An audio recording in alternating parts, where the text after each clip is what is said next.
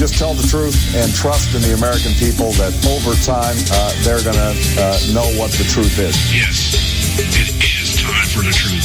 Right here, right now. This is the Conservative Syndicate. Real conservative talk from real conservatives. With your host, John Matthews. The latter-day prophet. Baying against the hypocrisies of our time. And Joe Hakos. You want answers. I want the truth. You can't handle the truth. The Conservative Syndicate is comprised of some of the most informed pundits and activists available today. Together, we seek to tear down the imaginary wall of separation between church and state through education, information, and engagement on the religion of politics and the politics of religion. And now, your host on the globally syndicated Conservative Syndicate, John Matthews and Joe Hakos. Hey, and how are we doing out there?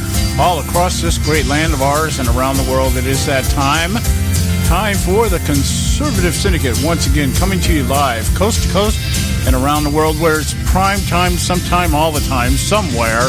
We're glad to have you with us this great afternoon, another great afternoon in the greatest country in the world. And we are going to do a couple of things today. We're gonna discuss more of what we started yesterday. If you listened to our show yesterday, I pointed out that one of the things we do in this show often is we'll take a topic and just go on and on and on with it, and we do that for a reason. We do that so that people can really come to an understanding of what the issues are or what the points being made are, because we live in such a sitcom mentality today where everything is just crisis, situation, plot, crisis, and solution in 30 minutes or less.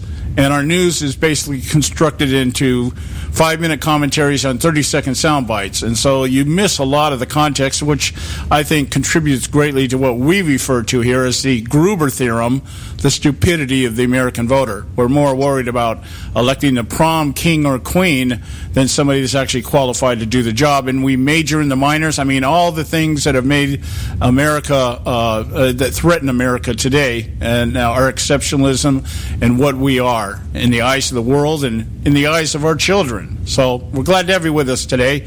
I want to bring Joe on right here, my Joe Hakos, my co-host, partner in crime here, because I just ran across him today. I've heard some reverberations out there. I've heard some murmurs and stuff like that, and I've pretty much discounted stuff, especially when it comes from, conspiracy sites like InfoWars and stuff like that, Every once in a while, Alex Jones gets it right, but more often than not, I think he's just out there fishing, kind of like the conservative version of Howard Stern, shock jock kind of stuff, I've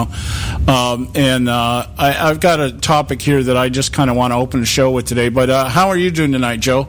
I'm good. Thanks, John. I'm good. You said I think one of the other reasons we do what we do is because we're charter members of the Dead Horse Society, John. We just beat that sucker to death.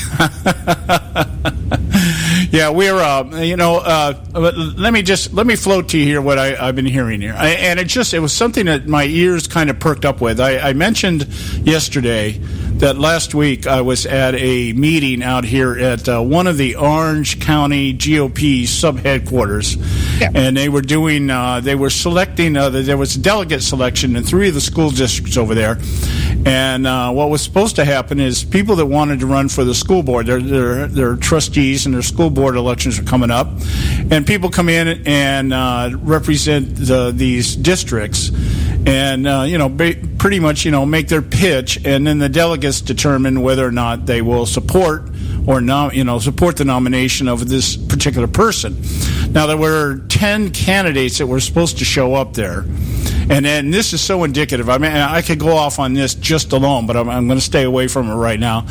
Out of the 10 candidates, only one showed up. And they had the table all out in the front, and they had their little place thing with the name of each candidate, and each one was supposed to come in and say something.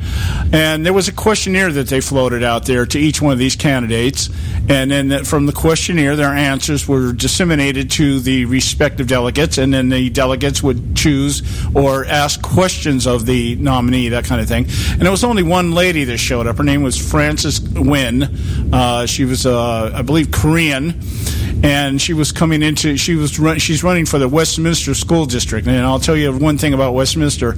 Westminster is a hotbed out here in the gender preferencing debate.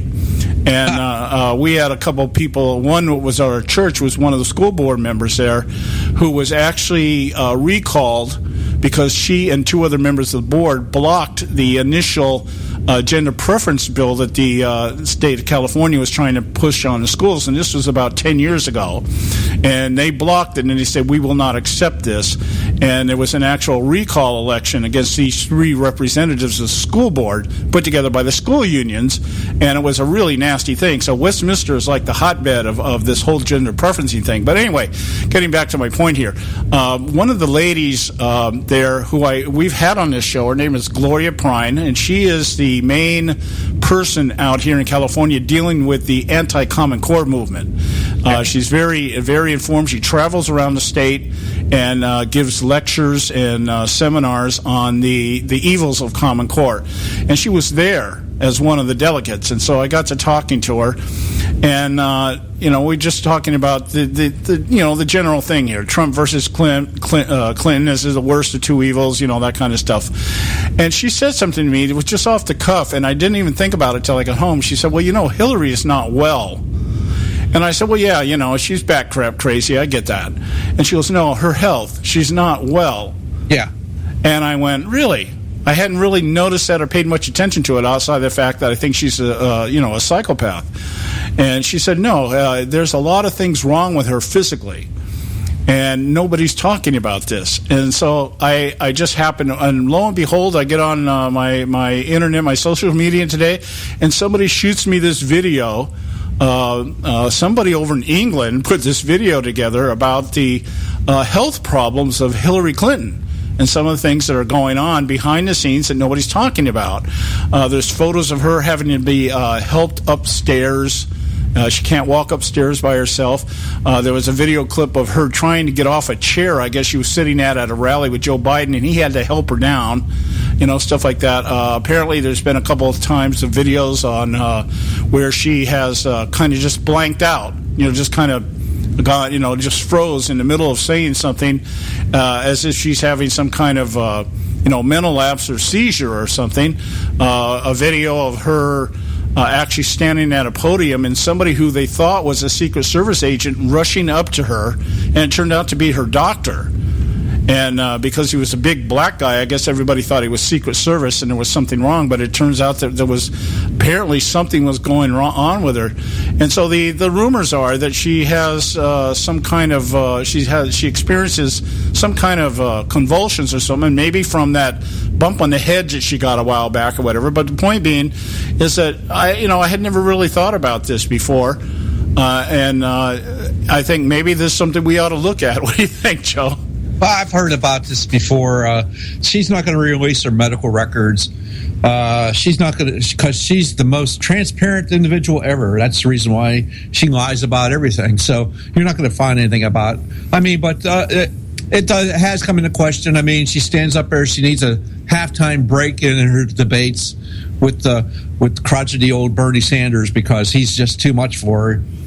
The lady's just whatever. Well, my thought is everybody's wanting Trump. Grandma for crying out loud. But the Clintons released their tax returns the other day, and everybody's rambling that Donald Trump needs to release his tax returns as if that's some kind of qualifier for office. But they've all done it. That's why they do that. But the thing is they released their tax returns, but it's like, they've donated a lot of money to themselves. Well, yes, they have. But how does she make all that money? Well, what I'm saying, the reason I brought that up is that maybe what Trump needs to start saying is, hey, Hillary, we need you to release your health records. No, Trump needs to stay on the message that he has been like he did the other day. That's yeah. But we need some crap is not going to go anywhere. These people, this will absolutely go nowhere. Yeah, we need some operatives out there. We need some operatives out there that I think can bring this up to some degree, if nothing else.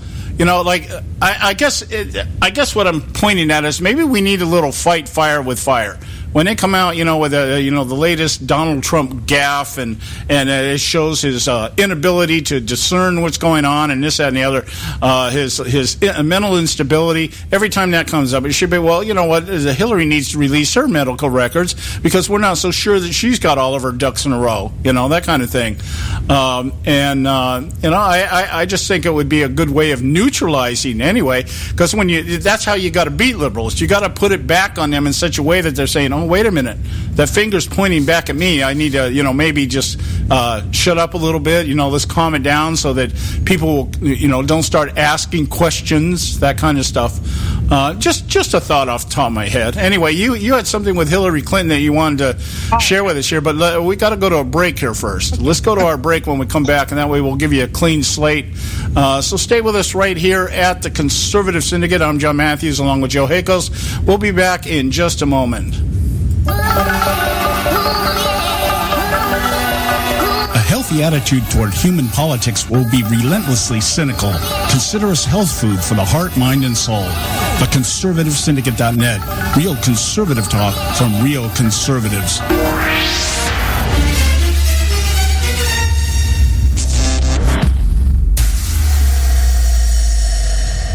When our water heater broke down last month, it was a nightmare. It took 5 hours for the plumber to show up, and he charged us a couple of $100 just to come out. Then it cost another $1,800 to put in the new water heater. By the time it was all said and done, I felt like I'd been taken. But what else could I do? The smartest thing you can do is get a home warranty from American Residential Warranty. Their home warranties pay to repair or replace all your major appliances when they break, and they will break, and at the worst possible time. Call American Residential Warranty right now for free information on home warranties starting at just pennies a day. Don't wait for your refrigerator to stop running or your ceiling fans to stop turning. Call American Residential Warranty right now. Ask how you can save up to 50% on washer and dryer coverage. Just call 1-800-790-5960. That's 1-800-790-5960. Again, 1-800-790-5960. Call now.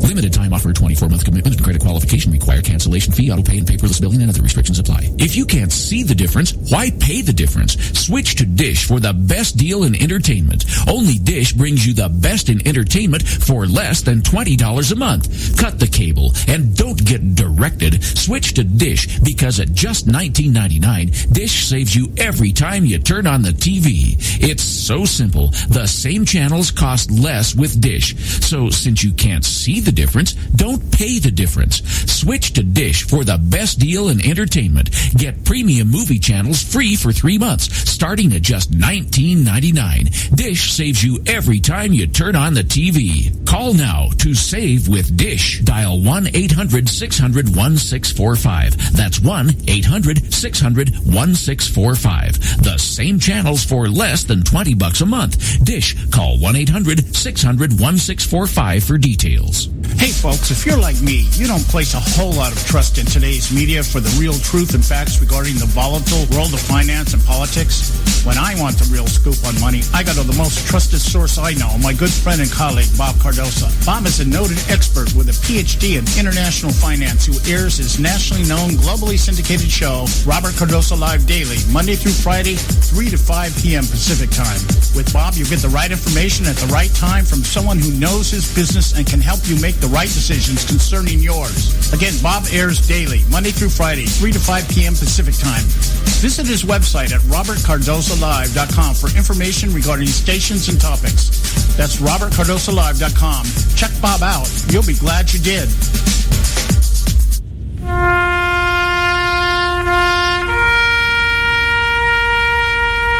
Read something recently worth thinking about. It's the soldier, not the campus organizer, who's given us freedom to demonstrate. It's the soldier, not the reporter, who's given us freedom of the press. It's the soldier, not the poet, who's given us freedom of speech. It's the soldier who serves under the flag, who defends the protesters' right to burn the flag. Isn't it time now to demonstrate that we support our troops? Were it not for the brave, there'd be no land of the free.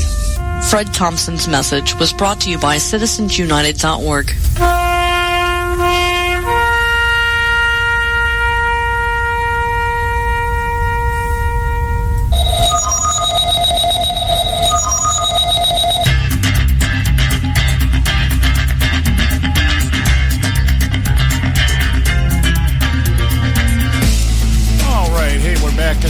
Conservative Syndicate, and you are listening to the Conservative Syndicate. I'm your host, John Matthews, along with Joe Hakos. And Joe, you have something here with Clinton you wanted to share with us, and let's get to that. And before we move on to our other stuff, the stuff that we also have scheduled today, go for it. Yeah. Okay. So Hillary's. We got to wait for Trump's mistake, right? Whatever. Like he's never said anything. Some of the things Trump said he's going to do, he wants to.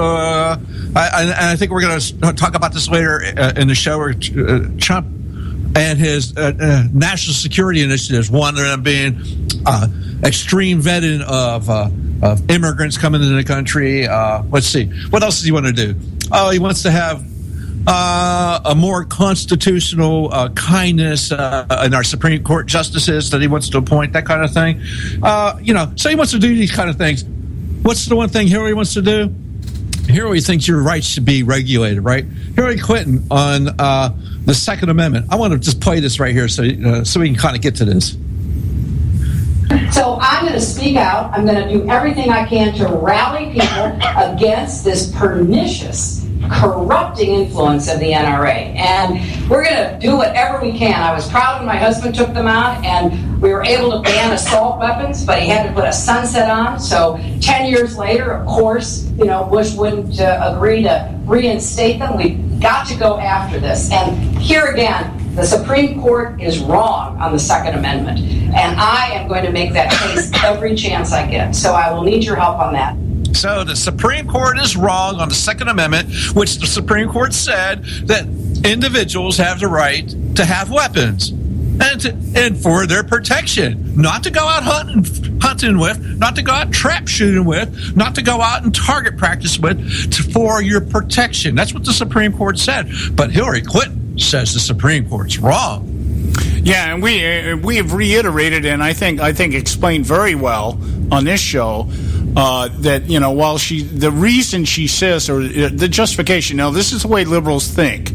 It's that we talk about the fact. Okay, Donald Trump says Hillary Clinton wants to abolish the Second Amendment. Okay, well that's a flat statement, and it's easy to deny. Because that's what the left does. That's not what I wanted to do. It's just like Obama. You want to keep your doctor, you can keep it. You want to keep your plan, you can keep it. That kind of thing. Not informing you that the way that they're setting up whatever it is they have planned basically renders everything that you're saying or everything that you're defending and everything you're placing your rights on useless. And so we say, the debate with Obamacare, it's the best example I can think of. When we say, okay, we have the state mandate. Well, it's not really a mandate. Okay, it's not really a tax. Yeah, and just today, and that Aetna announced that they're cutting out of the exchange, the Obamacare exchanges, because they've lost too many millions of dollars. Yeah, and coincidentally, we now have Hillary Clinton out there talking about one of the things she wants to do is what? A single payer system. Oh my goodness, no way! Yeah, but the whole idea is they play this game of saying, well, that's not what we want to do. We don't want to abolish the Second Amendment. We just want to render it useless. Yeah, exactly. Okay. We don't want to abolish it, but we will make it so it's basically you can't have a weapon and you can't do anything about it. And okay, let's talk about that First Amendment. Yes, we're not going to let you. You can have free speech as long as it's the kind of speech that we like. Because if we deem it to be hate speech, we're not going to let you do that, and we're certainly not going to let you do it over the internet on a radio show. Well, let's look at the First Amendment from a different angle here. And we're saying, okay, we don't want to abolish the First Amendment. We think Americans have all the the right to talk and say what they believe and everything else. But we need to eliminate. We need a constitutional amendment that eliminates organizations like Citizens United, because it's okay if you have a voice. We just don't want that voice becoming part of a collective that actually has influence. Yes, like the United Auto Workers Union, the AFL-CIO, those are voices we like. Well, there's big bad corporations that take things and build it over in China, like Donald Trump makes his ties in offshore. Well, we don't like that, but we like Apple Computer because the guy that runs it's gay, and we like him. Yeah. Yeah, and we like Facebook because the guy that runs it is an idiot, and we like Google because the guy that runs it is also gay and an idiot. It's amazing. It's amazing how all these billionaires have lined up behind Hillary Clinton. And why would they do that, John? Can you imagine why? Well, because that's what establishment types do. We're talking about this whole election cycle being about preserving the elitism of the establishments on both sides of the aisle. Well, not only that, but don't you think that Hillary's going to have to give them something? They know that they're going to be able to have the status quo that Hillary's going to be able to maintain for them. Well, yeah, and in fact, a perfect example of what you're just saying here, Joe, I can share with you the perfect example. I heard it today. I was in the car driving around today, had to go down and mess with my bank. My bank screwed my checking account up. A mistake I made, but it's like pulling teeth getting it fixed. And anyway, so I'm on the road here, and Rush Limbaugh was talking about Aetna. They're pulling out of 11 of their 15 exchanges. They lost $200 million last year, and Limbaugh, he floats the question out there: why would private sector corporations like Aetna and Blue Cross Blue Shield and these major players in private sector, Kaiser Permanente, why would they jump on board with Obamacare? Well, he said, well, first of all, this is what you got to look at. The president comes out and establishes a mandate, basically against the Constitution, but says that everybody must purchase the products that are being offered through private sector. Okay, so he said, what private sector person, what corporation wouldn't jump on that bandwagon? Basically what's happening is you have a presidential decree that everybody has to buy your product. He says, why wouldn't people jump on that? He said, but here's the problem. Here's the problem is that nobody expected it to turn into the death spiral except Obama and his cronies, the people that designed it just for the purpose that we're witnessing right now, and that is implosion of the system, which now floats the idea, well, the government screwed up Obamacare, so why don't we create our own insurance? Okay, let's take it one step further. We totally botched up Obamacare. We got the government involved in private sector enterprise and completely botched it up. So why? So that we, the government, can take it over and make it even worse. Okay, that kind of thing. So what we're talking about here is the idea that these corporations jump in thinking, oh, I'm going to get something. You know what I thought of actually this morning, Joe? I was thinking, what Obamacare is the equivalent to the subprime lending meltdown. And how did that work? How did that happen? The government went to all these financial institutions, these banks, these lenders, private investors, and said, we guarantee everything that's being sold out there, we guarantee that you won't lose money. Yeah, absolutely. And that's what that's what she's touting now. These public-private partnerships that she keeps talking about, this infrastructure bank. That's exactly what's going to happen. The government, blah blah blah. They put it up, and their stuff fails. Who pays for it? Me and you. Yeah, well, the taxpayer do it. There's no failure there. Aetna loses $200 million in the first quarter of this year. $200 million. And so now they're saying, okay, we're going to close up these exchanges because we're not making money. Blue Cross Blue Shield, and I believe it is Aetna, or it might be United Healthcare, are talking about merging to save themselves. So what are we looking at here? We're looking at major corporations looking at their bottom line going, wow, this doesn't look good. We're going to continue to lose money if we keep doing this. We won't exist. Who better to go to than the government and say, hey, give us money, bail us out. And what is the government going to say? Oh, we'll do that. And just like we do with the states and everybody else, we'll give you money, but now we're going to call the shots. Well, look what they did to GM, for crying out loud. Yeah. Come on. I mean, GM, do you think GM paid us back the money that they took from the American taxpayer? No, they did not. Obama just went and said, hey, well, okay, it's been long enough. I just declare you free and clear now. You guys go away. We're not going to ask you to give us any more money, GM. Yeah, and so what happens with GM? GM now, guess what? We're making money now. We don't have to pay anything back, so we're making money. So now we got Clinton out there at a rally yesterday. I don't know why people don't like Obama. He saved the country from the greatest recession since the Great Depression, and he's created jobs, and he's given 20 million people health care. And I just had no idea why people don't like Obama. I remember Osama bin Laden's dead and GM is alive. I think I remember from the last go-around. Meanwhile, GM builds auto plants in China. Yeah, well, but here's I think more to the point here. What you're pointing out here, GM is showing profit, and the way it's being sold is more profit than they've ever had before. Well, yeah, if you wipe $500,000 or $500 million off your liabilities, you're going to make a lot of money.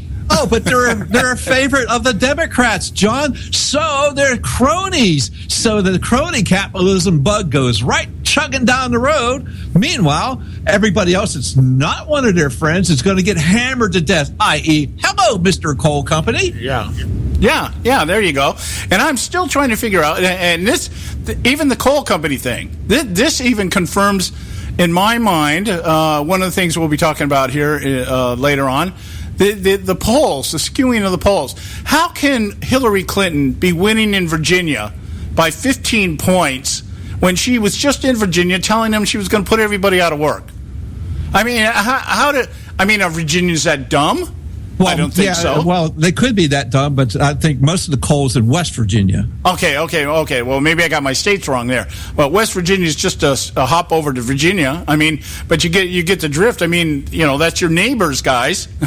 What is she going to do to you? Well, you got to understand in Virginia that northeast part of Virginia now is the D.C. bubble. And it's the highest per capita income bubble in America today. Okay, but I think it's also one of the larger naval installations, is it not? Is that where the base is at in Virginia? Which base? I think there's a major Navy base in Virginia. Well, you got Norfolk in Virginia. Yeah. Okay. Now let's just look at that for a moment here. We've got a woman who wants to continue the Obama regime, which is what? De-escalating the military. Oh yeah, I mean, I just read a thing that neither one of these candidates are loved by the military. Although Trump's loved by the military more than Hillary is. Well, it's simply because Trump is out there saying we want to kill our enemies, and Hillary's saying we want to bring them into the country. Well, and the other thing is they already watched Hillary just abandon people out in the field. Yeah, so I just say it feeds into this narrative out there with the media that I was watching Fox News today, Shepard Smith. Oh, I'm sorry. Because I wasn't watching, there wasn't anything else worth watching at the time. Sorry, so you didn't paint and watch it dry then, right?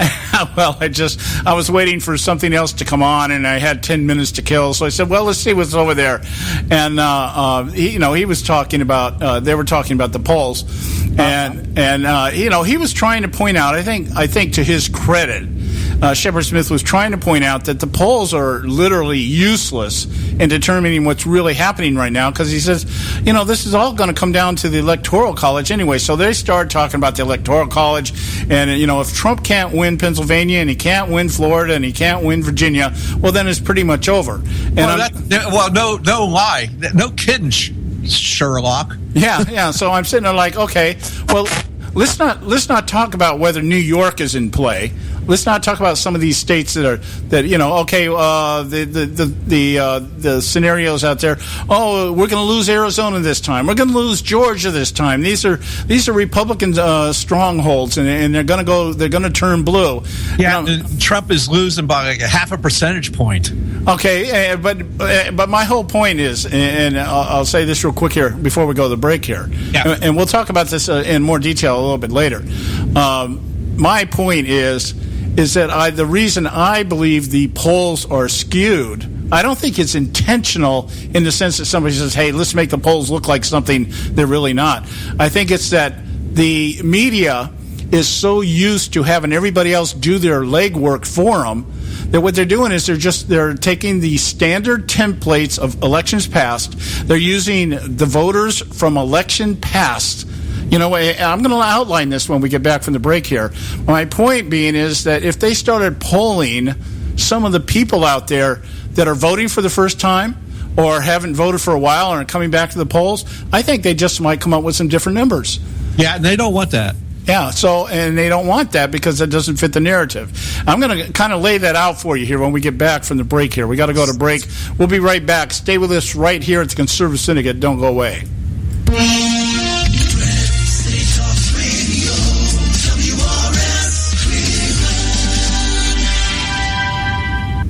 I'll make you a deal. Give me 60 seconds, and I'll give you directions to the Fountain of Youth. Okay, I'm joking. Well, kind of joking. No fountains, but youth, I got Nature's Youth and their premier anti-aging product, Nature's Youth RSF. With your sensible diet and exercise plan, Nature's Youth RSF can help you look and feel better. RSF is an all-natural amino acid supplement that supports your body to naturally increase HGH levels without any synthetic hormones. And elevated HGH levels can contribute to increased energy, improved libido, reduced body fat, and improved exercise capacity. Let's be honest, who doesn't want to look and feel younger? Visit the newly designed website at nature'syouth.com or call 800-333-6923. That's 800-333-6923, and like them on Facebook, and you'll be included in contest and exclusive offers. What a deal. Oh, speaking of deals, my time's about up. 800-333-6923 or nature'syouth.com. Who needs a fountain anyway? Call today.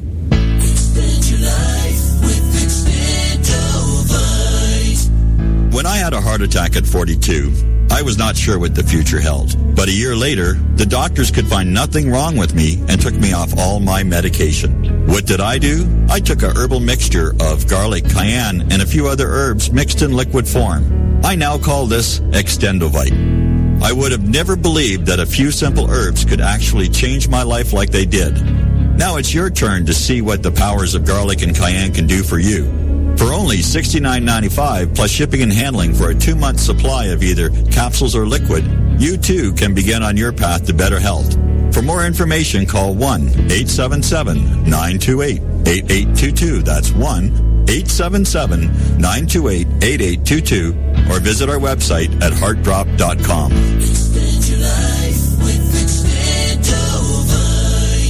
I've owned my company for 14 years now, and I can tell you that payroll is a 4-letter word. I hate doing it. It eats up hours I don't have, and it costs me money I could be saving. But my accountant's too expensive, and I'm not sure who to call, but I know I need help. We're Paychex, and we take all the hassles out of small business payroll. We save you time and money. It's easy. Call, fax, or give us your payroll information securely online, and we take care of the rest. We calculate the correct taxes, manage payments and direct deposits. We even send out your checks. Payroll doesn't need to be a 4-letter word anymore. We're so sure that we can save you time and money that we'll give you a month's payroll free. Just for calling 877-663-3830. Get 1 month's payroll for free. Call Paychex right now. 877-663-3830. That's 877-663-3830. Hey, I don't back anybody unless I believe in them. And I do believe in the value of investing in gold and silver. And the company I trust to buy my gold and silver from is Swiss America. I've been working with them for nearly a decade. I trust them, and you can too. Swiss America will help you sort through and find the best options available when you're considering investing in gold and silver coins. Listen, for over 30 years, Swiss America has been offering Americans what they want in their investments: safety, liquidity, quality, reliability, and a potential profit. Gold and silver have a place in every investor's portfolio. So why not let Swiss America help you diversify your investment portfolio now? Call now for free information. 800-978-3907. 800-978-3907. 800-978-3907. 800-978-3907. Hey, Bugsy, you hear the news about Vinny? Yeah, it's a real shame he owed money to the IRS and they finally cut up with him. Just like Al Capone. If the IRS can get to Capone, imagine what they can do to little old Vinny, huh? Poor cat, he was on top of the world, then bada boom, bada bing. What Vinny needs now is an offer he can't refuse. Hey, you got a tax problem? Does the IRS claim you owe them a bunch of dough? They can get you too. So call the tax relief line now and learn if you qualify to negotiate your $10,000 plus IRS tax debt for up to a 75% savings. Don't be like Al or Vinny and get busted. Make this free call now. Learn how you may be able to pay the IRS less. Call now. 866-657-8474. 866-657-8474. 866-657-8474. 866-657-8474.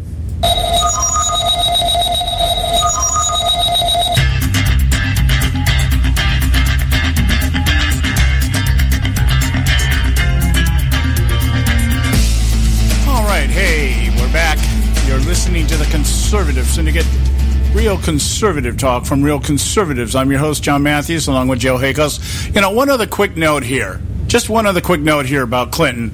I was just sitting here skimming over an article here. Hillary Clinton has picked her transition team. Okay? And now we're talking about the woman who Bill Clinton stood up in front of millions of people at the DNC convention and told us that she was the ultimate change agent. Yes. Okay? She is the I don't know anybody that is a better change agent than my wife, Hillary Clinton. And so now we're looking at her transition team. And I'll just read you a couple of quick paragraphs from this. We're not going to spend a lot of time on it. I just think it's worth throwing out there for general information.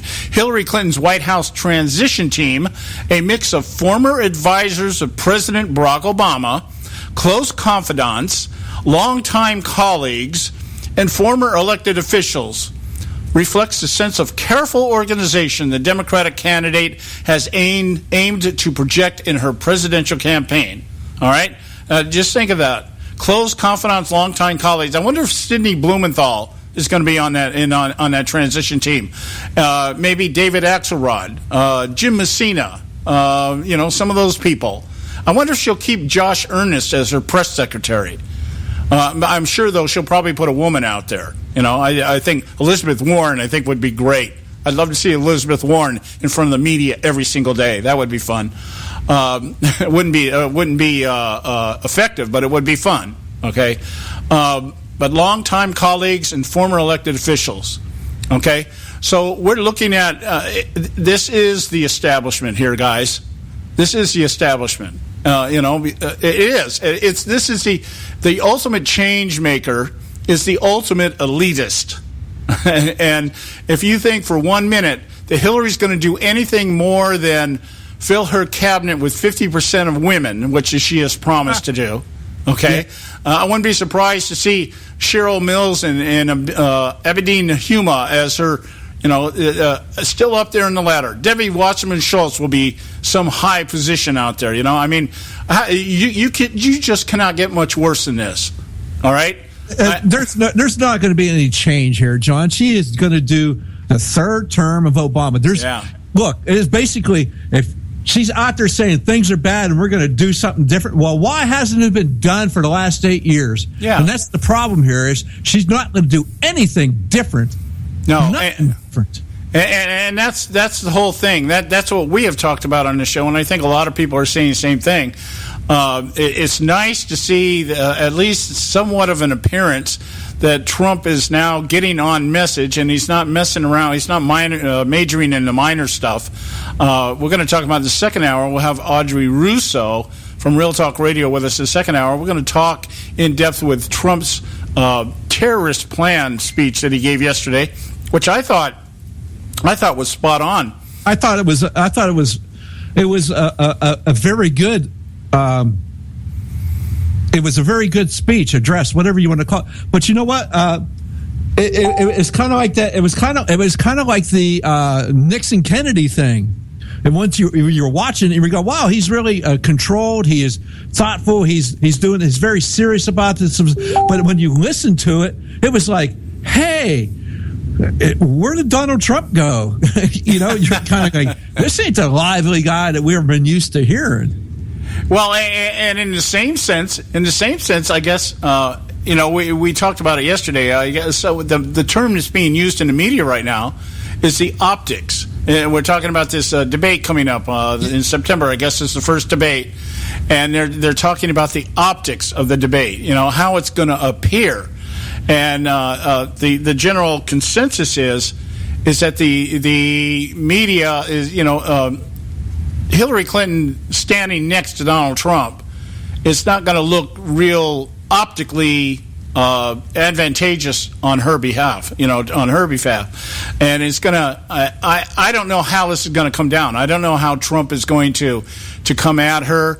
I hope he just doesn't get into the idea of painting her as some kind of bimbo woman or something, and saying it in such a way. But the point being, well, I don't think he's going to be condescending to her. I don't think he's going to do that. He does he does treat people with respect if respect is given to him. He will do that. If you've noticed anything, that's what he'll do. Now, the people that don't respect him, it's quite obvious what he does. He goes into that New York mode.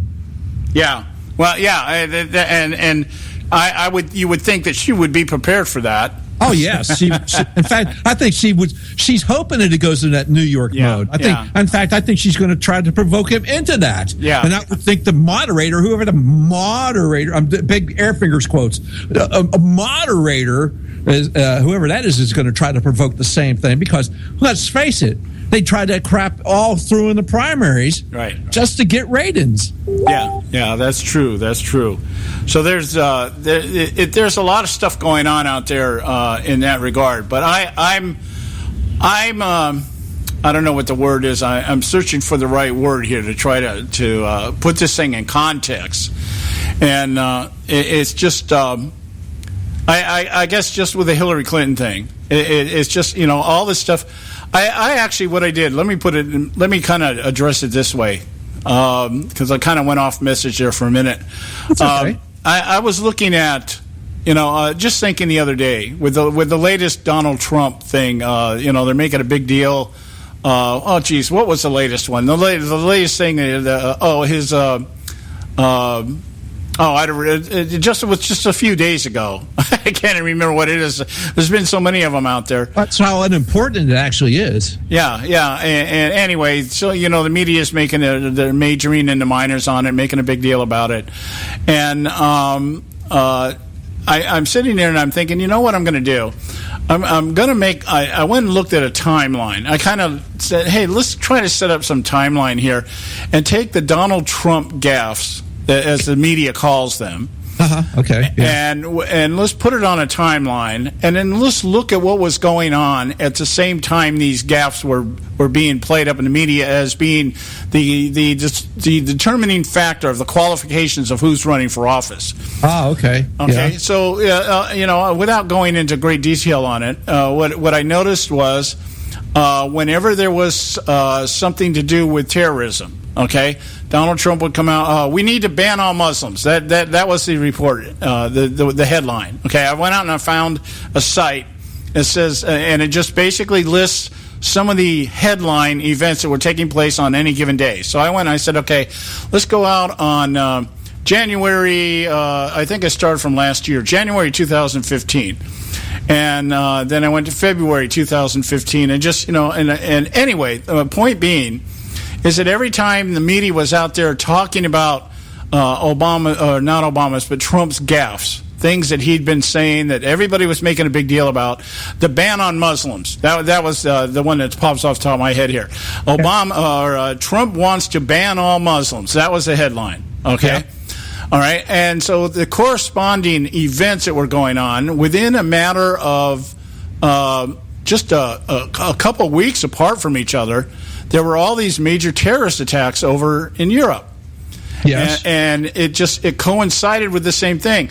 But because it was all about Islamic radicalism, the media wasn't really reporting that proportionately compared to how much the media was concerned about Donald Trump's remarks about banning all Muslims. Yeah, which, exactly. By the way, he never said.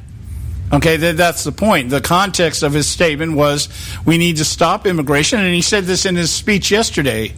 We need to stop immigration from, and not even just that part of the world. We need to stop immigration until we can start vetting people and finding out who they are, because they're working their way down through Europe, and they're coming in from other countries. Yeah, exactly. And in Europe, if you're coming in from Europe, there's not a vetting process because of our lax policies just for travel, just the way they do it in the Eurozone. Yeah, and so I'm sitting here going, well, if you want to be on message about this, let's point out the fact that Hillary Clinton wants to bring in all these Syrian refugees. I think she wants to increase it. I think, they're giving us numbers. We know the numbers are way beyond what they're giving us, but because they're giving us the comfortable numbers. We want to bring in 10,000 Syrian refugees a year. And she's like, well, I want to make it 50,000, when it's probably 500,000.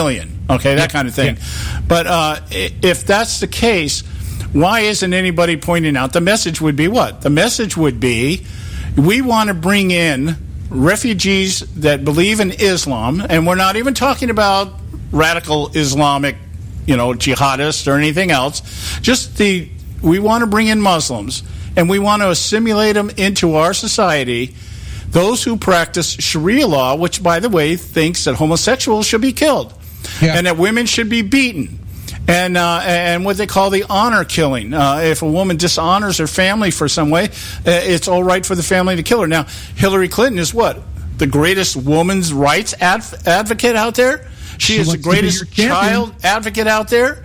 Yes, she wants to be your champion. Yeah, she's the defender of the homosexuals, and she's the one saying, let's bring in all these people that practice a religion, which, by the way, they think they shouldn't have to adhere to the Constitution. They should have their own law. So how are you going to prosecute somebody if we say, you guys up there in Detroit, which is turned into Little Islam up there.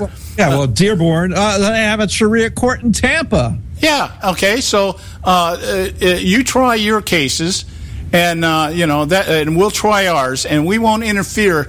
And so people are out there getting murdered and killed for any number of reasons, and we're not going to interfere in that. And why is the reason? What's the reason behind it? Simple. They want the votes. They need the votes. Hillary is doing everything she's doing right now because they don't have the votes. Pure pandering. Yeah, pure pandering for the purpose of trying to bring votes and not having the votes. So I want to expound a little bit more on this when we get back. So stay with us right here at the Conservative Syndicate. We'll be right back. A healthy attitude toward human politics will be relentlessly cynical. Consider us health food for the heart, mind, and soul. The ConservativeSyndicate.net. Real conservative talk from real conservatives.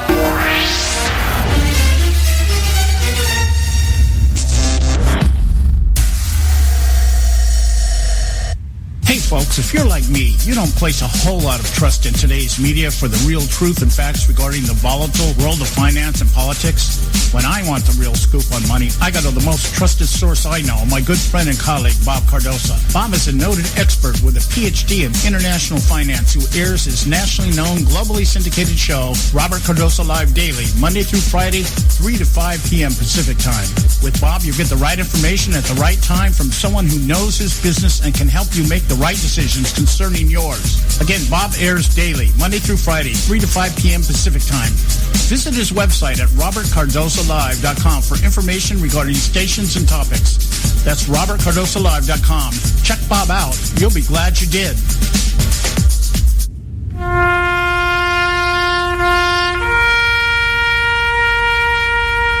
Read something recently worth thinking about. It's the soldier, not the campus organizer, who's given us freedom to demonstrate.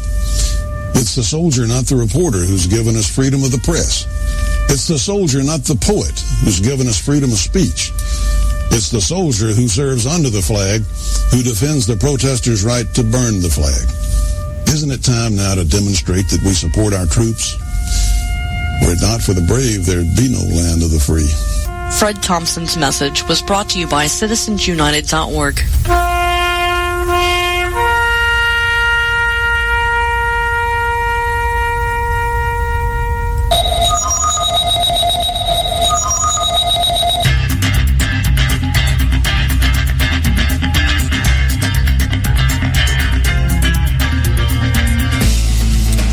We're back, and you're listening to the Conservative Syndicate. Hey, we want to encourage you. Take a moment, maybe over the weekend. That's the best time to do it. While you're sitting there and doing your online shopping or paying your bills online or whatever it is you do that gets you out on the internet on the weekend, take a moment to call up our website, theconservativesyndicate.net, and take a listen and visit. Dance around the site. The site's not small. We got a lot of stuff there. We've got resources. We've got archives. We've got all of our moments of madness are all there. So you can, if you don't want to listen to a whole show just to catch moments of madness, you can just there's a whole section there. Just click on it, and I've got the actual transcript, so you don't have to even really listen. You can read it if you want to. Whatever blows your skirt up, however it works for you. The ConservativeSyndicate.net. Now, back on this Hillary, I don't know. I guess I'm stuck in a Hillary thought process today. And maybe that's by design, maybe not. But it's in your brain rent-free again. Oh, no, she's under where Jebby was. Yeah, and I guess it's because one of the things that I've really been paying attention to was how quickly the polls began. In fact, that was even noted. I even noted, like I said, watching Shepard Smith today, that they were talking how instantly the numbers changed right after the DNC convention. Yes, yes. Okay? And we pointed that out yesterday. Donald Trump, after the RNC convention, which finished up the week before the DNC convention, it got like a 6 to 8 point bounce in the polls, depending on which ones you were looking at. Right after the DNC convention, Hillary Clinton gets an 18-point bump, meaning that she's at 10 points, which means she erased Donald Trump's 8 points and picked up 10 points. That's an 18-point bounce, okay? Overnight, virtually overnight. And you can't tell me there was anything at the DNC convention that would have spawned that kind of reaction. So that's when the polls became suspect for me, and I started thinking, okay, there's something different here. And when we start looking at the events out there, Joe just popped me over an article here earlier. Look at the attendance at rallies that are going on right now. Trump is still packing the places. Hillary, they've got to do the raise the barriers and closing the cameras, put the human shields behind her. Maybe the reason the father of the terrorist was put in the background was because they didn't have anybody else to choose from. Yeah. I mean, for crying out loud, looking at this, the number of events Trump had was 19, Hillary had 8. Total attendance, estimated attendance at Trump events was 104,940. Total estimated attendance at Hillary's events was 12,250.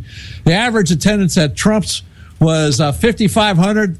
The average attendance at Hillary's is 1,500. Yeah. But yet she is beating the pants off of Trump. She is just put her in the White House now. Yeah, well, I think more comparable numbers would probably be people at Bernie Sanders rallies compared to Donald Trump rallies. That's probably where you get closer estimations, closer turnout, that kind of thing.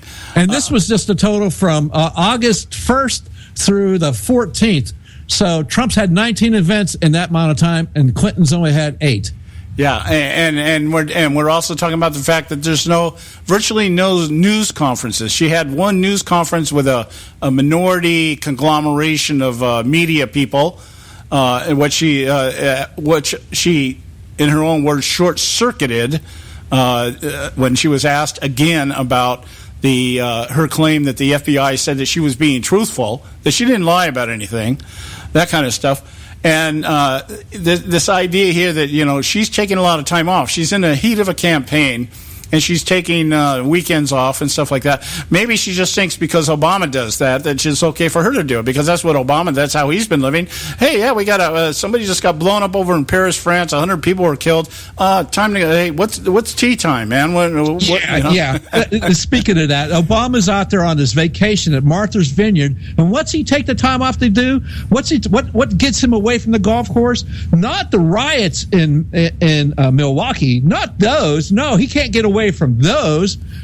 No, he has to go campaign for Hillary Clinton. That's what gets him away from his vacation. Yeah. There's your commander-in-chief. There's your guy that cares so much about the people in his nation. He has riots in Milwaukee. That can't tear him away. But Hillary, on the other hand, well, he can go and get off and go talk bad about Republicans and Donald Trump there. Yeah, and another thing that's going on today, I didn't catch it. I'll check it after I get off the air today. Donald Trump went down to Milwaukee, where right now, once again, the Black Lives Matter, the chief of police down there and the mayor down there in Milwaukee, talking about the fact that these people that are creating all this violence and everything down there they're outsiders. Okay, yeah, absolutely. It just sounds like Ferguson again, doesn't it? Yeah, they're busting in Black Lives Matter people and stuff like that. Or service people. And in fact, I thought it was really funny today. It was back in the 3,000 character links, but I thought it was worth mentioning here just off the cuff. Jesse Jackson is weighing in down on the Milwaukee thing. This is just so shameful. And I'm thinking, you know what? What's shameful, Jackson, is that people still give you 3,000 character links to say something. Because absolutely. I mean, come on, Jesse. What's so terrible about it? This happens every damn weekend in Chicago. You don't say a word about it. Yeah. So it's indicative here of this illusion that the media is trying to put out there that this whole election thing is already over. It's already done. It's crazy that they think it's already over when we know it's not over. It hasn't been over. It's not going to be over. It's not going to be over. We're really not going to know. It's going to pick up after Labor Day, and when that first debate happens, that's really going to pick up some steam. Yeah. And then after, when we get to Halloween, that's when it's really going to come out. Yeah, and I was kind of all of Hillary's. That's when all of Hillary's little friends are going to get on their brooms and their flying monkeys, and that's when they're really going to be hard to handle. I'll tell you what. The way I was thinking about it today. I actually wrote it down because I thought, this is a little catchy line here. Right now, this is where we're at in the elections. Okay, the media tells us, the polls say Trump can't win. Okay, the establishment and their operatives tell us Trump mustn't win. The pundits can't tell us who will win, and the American people say it doesn't matter who wins. I don't know what American people are talking to, because it certainly does matter who wins. Oh yeah, well there's that 47% out there. Yeah, exactly. I don't know who they're asking. Are these Americans that don't know what it is to be Americans? Yeah, well, they're not. They're now. We're back to my topic here. I'm glad you said that, because this is my point. My point is, when you talk about all these things mashed together, the polls, the operatives, the establishment, the media, the pundits, all the people out there. What it really comes down to is everybody is still measuring this election cycle by all the standards of elections past. And I think there's a very few number, and I think we're amongst that number, that understands nothing in this election cycle should be taken within the context of anything that's happened in the past. Because there is something going on out there. The fact that, how often have we been hearing now about the talk, the question being put out there, is the two-party system dead? Okay, well, we realize now that apparently it's been dead for a while. We just are now catching up with the fact that the idea that we have ideological differences. We don't have ideological differences. We have mythological differences. Yeah, there you go. It's not a matter of whether we want to be part of the globalist community. It's how are we going to be part of the globalist community. No one's asking us. That's correct. Yeah. So good one, John. Yeah. So the decisions are being made, and we're not being included. So whether we have a two-party system or not is irrelevant at this point. We're going to talk more about this coming up next hour here. We have Audrey Russo from Real Talk Radio will be with us next hour. Right now it's time for the Edwards Notebook. We'll pay some bills, and we'll be right back. The Democrats have themselves made the best case possible against the election of Mrs. Clinton to the presidency of the United States of America. Hello, I'm Ron Edwards on today's page from the Edwards Notebook. During the Democrat Party convention, it was horrendous watching one progressive Democrat after another expressing hatred and spewing lies about Donald Trump. In fact, the Democrats did not utter one single word in regards to defeating the Islamic terrorists or law-breaking illegal immigrants, but were very quick to condemn Donald Trump, who legally worked his way up the ladder of success and has hired tens of thousands of workers from all walks of life. The Democrats have displayed more loyalty towards illegal immigrants than to the principle of preserving the United States' national sovereignty. Democrats even displayed their disregard for national peace and tranquility by having the nerve to justify and rationalize murdering police officers. There were plenty of verbal salvos launched at Donald Trump, however, but not a syllable was mentioned about the need to defeat Islamic terrorists who are following through on their threat to destroy civilized Western nations, including this one. I'm Ron Edwards.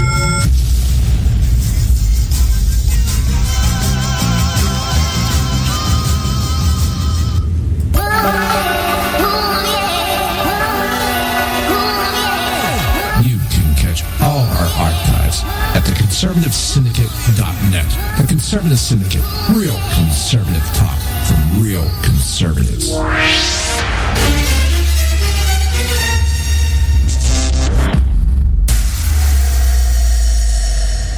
Prices are for base buildings only. May not be available in some areas.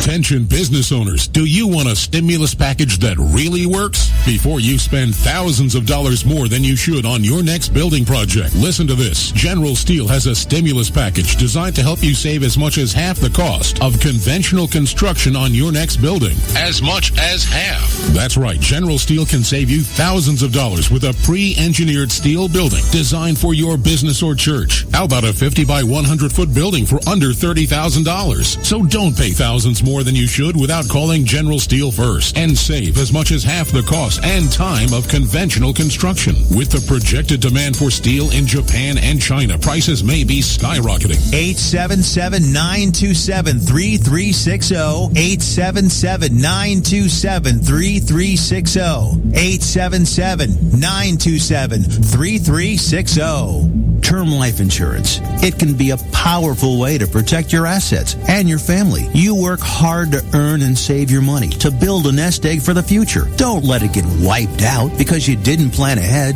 Take the time now and make a small investment in $500,000 or more in quality term life insurance. Call the Term Lifeline and let us shop the best companies to give you the lowest rates. We specialize in policies of $500,000 and above. Ask about some of our 10 and 20-year fixed rate plans with guaranteed rates. Call the Term Lifeline right now for your free insurance quote. 800-870-3609.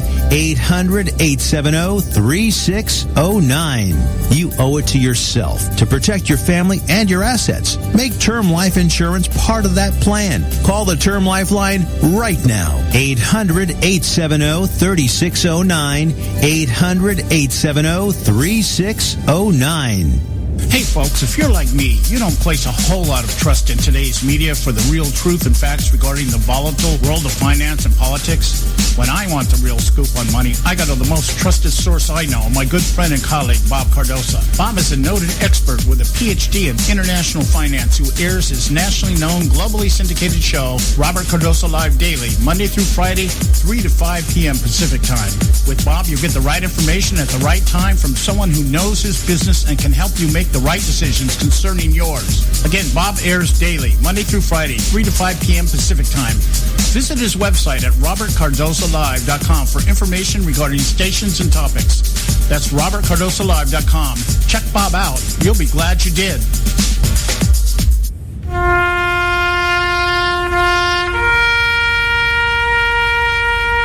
Read something recently worth thinking about. It's the soldier, not the campus organizer, who's given us freedom to demonstrate. It's the soldier, not the reporter, who's given us freedom of the press. It's the soldier, not the poet, who's given us freedom of speech. It's the soldier who serves under the flag, who defends the protesters' right to burn the flag. Isn't it time now to demonstrate that we support our troops? Were it not for the brave, there'd be no land of the free. Fred Thompson's message was brought to you by citizensunited.org.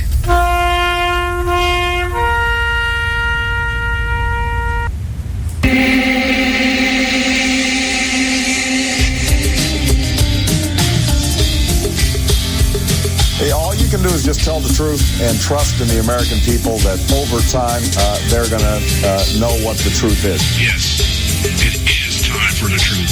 Right here, right now. This is the Conservative Syndicate. Real conservative talk from real conservatives.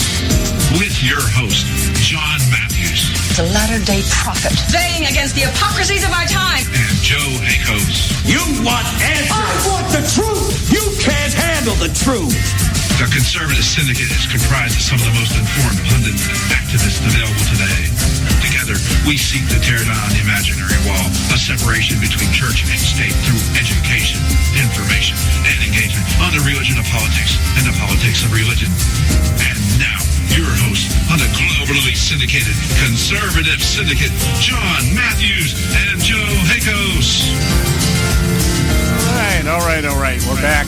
Hour 2 right here at the Conservative Syndicate. We're glad you took the time to listen to us. and we so appreciate your loyalty. We're actually building up quite a loyal following out there, and rightfully so, because we try to do what I think many other shows don't do, and that is go beyond the 5-minute commentaries on 30-second sound bites. And, at times it may sound monotonous or repetitious and that kind of thing, but, we're human beings. And sometimes you have to hear things over and over, and you have to hear it from different perspectives in order to really kind of come to a place where you can really talk sensibly and reasonably and intelligently about what's going on. So we're proud of what we do, and we're glad you took the time to join us today. I am your host, John Matthews, along with Joe Hakos, and getting back, I guess, to this conversation about Clinton, which I hadn't really started out the show thinking that's where we were going to go today, but I'm going to follow the thread because it won't go away. Okay. It just won't go away, and I've learned to trust my instincts, or impressions as I call them. I get an impression. When an impression doesn't go away, that usually means that there's some relevance to it, even if it's just in my own mind. Sometimes you guys are just listening to what's going on around in my head. It's just the nature of the beast here, and I've had people comment to me about that. And I say, well, if you don't like what I say, then get your own show, all right? And you can say whatever you want. Yeah, absolutely. Hey, you know what? Right now, we can still do that. It's still a free enough nation that you can get your own show. All it costs is a little bit of money. Yeah. It doesn't cost that much. As I said, I was down at the bank today, and the lady was asking me questions. I know she was asking me so that he could solicit me, for business loans and stuff like that. And, I knew that, but I just went along with her. She said, oh, what do you do? And I said, well, we do a production company. Oh, what do you do? Well, I do videos, and I do a radio show. What kind of radio show? And we got into all this, I'm explaining to her all this stuff. And I know she, she's clicking at the keyboard, and I know, okay, she's taking all these notes down, because now I'm going to start getting junk email about all the loans that I can get and everything else. She said, oh, we can give you a $150,000 signature loan. No, I don't need that. The station, it costs me, you'd be surprised what it costs to run this show compared to what it costs to run a terrestrial station. If everybody really knew how minimal the cost was to be able to get on the internet and do what we do every day, be globally syndicated, be nationally acclaimed, have to be reached in 153 countries throughout the world, coming up on 2.5 million listeners, and the cost that it runs to do this compared to a terrestrial station out there that only reaches, the licensing alone is astronomical. Yeah, and a terrestrial station, so you can cover 50 to 60 radius miles. Radio miles, or whatever the term is, a 50, 60 mile radius, and the cost of doing that. I don't know why people are still doing terrestrial radio, actually. Well, most of those folks in terrestrial radio are doing exactly what we're doing as well. They are going over the internet as well. Yeah. And, I guess the advantage to terrestrial radio is you can make a pretty good living off of local advertising. Oh yeah, I mean it does provide a good service. I mean, let's understand. I mean, if you're doing it right, you can give people a heads up on what's going on. I mean, let's check it out. I mean, did you know, John, that there is a flood in Louisiana going on right now? Yeah, actually, I caught that. I was watching it. Man, it's some major stuff down there. Yeah, you would never know that because no one's screaming, "Hey, Obama, get down here! Quit your vacation and get down here! You heartless SOB, you!" Like they did for Bush. Yeah, well, the other problem is, the other side of the coin is, Louisiana isn't liberal friendly for the most part. Okay, and so hey, that's a big Democrat stronghold down there, brother. I'll tell you that right now. I know. I got friends down there, and that's some Democratic Party headquarters down there, buddy. Okay, well then maybe. Well, you would think then that Obama would already be talking about sending money down there. Then has he done yet? Well, I mean, they've declared some of the parishes disaster areas, rightfully so. I mean, when your house can no longer be seen because the water's above it, that's pretty bad. Well, I'll tell you, that's something that I find kind of a moronic reference down there in that area when you call cities parishes? You know, parishes. It goes back to their French heritage, brother. Yeah, I get all that. But it seems totally redundant given today's electorate. You know, I get you. I understand. Well, you know, they could call them colonies, but they're parishes. Anyway, one of the things we're going to go to our break here real quick here because we have Audrey Russo coming on with us, and it's time for that break. One of the things I do want to talk about, I'm just going to mention it now so I'll remember later. Okay, is an article I found on Fiscal Times today. It's called "Planning the Purge: What Will the GOP Look Like After Trump?" And it's a great article that explains what the establishment hopes to accomplish after this election cycle is over. But we have some other stuff we're going to talk about. We're going to talk about Donald Trump's terrorist plan speech that he gave yesterday with Audrey Russo from Real Talk Radio. We got to take a quick break. We'll be right back. Stay with us right here at the Conservative Syndicate. Don't go away. A healthy attitude toward human politics will be relentlessly cynical. Consider us health food for the heart, mind, and soul. TheConservativeSyndicate.net. Real conservative talk from real conservatives.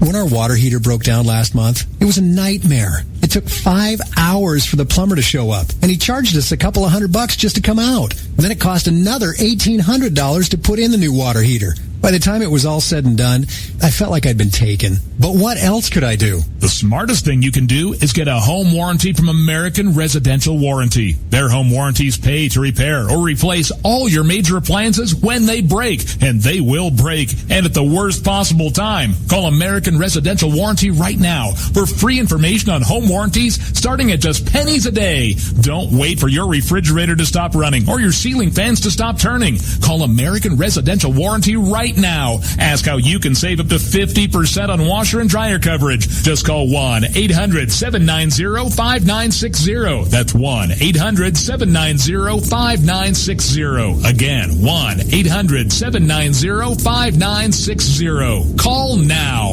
Limited time offer, 24-month commitment and credit qualification require cancellation fee, auto pay, and paperless billing and other restrictions apply. If you can't see the difference, why pay the difference? Switch to Dish for the best deal in entertainment. Only Dish brings you the best in entertainment for less than $20 a month. Cut the cable and don't get directed. Switch to Dish because at just $19.99, Dish saves you every time you turn on the TV. It's so simple. The same channels cost less with Dish. So since you can't see the difference, don't pay the difference. Switch to Dish for the best deal in entertainment. Get premium movie channels free for 3 months, starting at just $19.99. Dish saves you every time you turn on the TV. Call now to save with Dish. Dial 1-800-600-1645. That's 1-800-600-1645. The same channels for less than $20 a month. Dish. Call 1-800-600-1645 for details.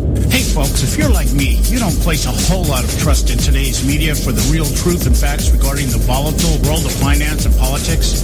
When I want the real scoop on money, I go to the most trusted source I know, my good friend and colleague, Bob Cardosa. Bob is a noted expert with a PhD in international finance who airs his nationally known, globally syndicated show, Robert Cardosa Live Daily, Monday through Friday, 3 to 5 p.m. Pacific Time. With Bob, you get the right information at the right time from someone who knows his business and can help you make the right decisions concerning yours. Again, Bob airs daily, Monday through Friday, 3 to 5 p.m. Pacific Time. Visit his website at robertcardosalive.com for information regarding stations and topics. That's robertcardosalive.com. Check Bob out. You'll be glad you did.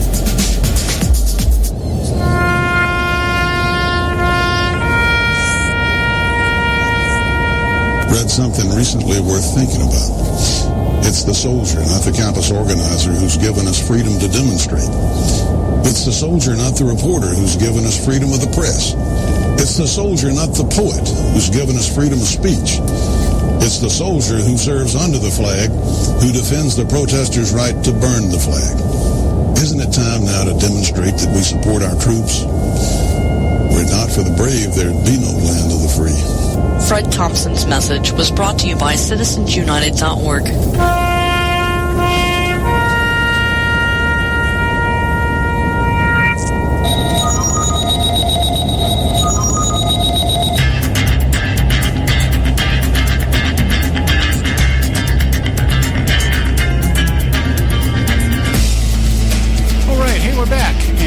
Listening to the Conservative Syndicate, real conservative talk from real conservatives. I'm your host, John Matthews, along with Joe Hickos, and we have our sweet belle out there from New York, Audrey Russo from Northern Real Talk Belle, Radio. I guess. And the reason I call her that, I'm going to be honest with you, Audrey. I've never met a woman from New York with Jewish heritage who says, "How y'all doing?" Well, I'm from the South Bronx. Oh. No, I'm kidding. I am from the Bronx, but yeah, that's where I was born. That part of New York City. Yeah. I caught that because both of my son and my daughter both live in Arkansas. Oh, really? And I spent a number of years in Tennessee. My dad was from Tennessee, and I developed what I've had people tell me that I have what they call an intercontinental accent. Because I have a little bit of everything, you know. My mom's Irish, so I do sometimes. When I'm around the family, have kind of a tendency to launch into this Irish kind of dialect kind of thing. And when I'm down south, I come back. You know, I go down there for vacation. I come back and I'm using the word "you all." You know, you all, and that kind of stuff, just being around it, you know, that kind of stuff. But I just thought, that's just, you know, but that you know, you epitomize the average and the normal American. Just that's it. I'm a proud American mutt. That's right. I like it. I love all the accents we have in this country.